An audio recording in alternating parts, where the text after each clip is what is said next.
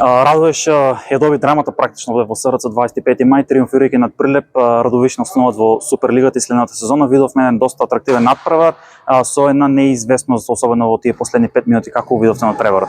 Па добро, значи ние уште на почетку знаевме дека ќе биде тежок надпревар за играње, пред се психички, затоа што многу работи ни зависе од овој надпревар. Како што кажавте, со оваа победа изборивме опстанок во Суперлигата, која ни беше и примерна цел со почнувањето на подготовките уште во месец август. За наша радост ја остваривме таа цел.